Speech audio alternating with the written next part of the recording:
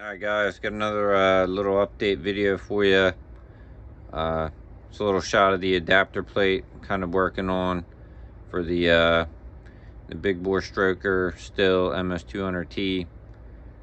Since that cylinder's, like I said, going to be a little short on the where the transfers come out on the cases, so this is my idea right now for basically like an adapter plate. So this is a cylinder off of a still 036. So with this 48mm bore, I got this plate basically, turned down to almost 4mm. But then my plan with the 024 cylinder is since we got 8mm to play with here, I'll just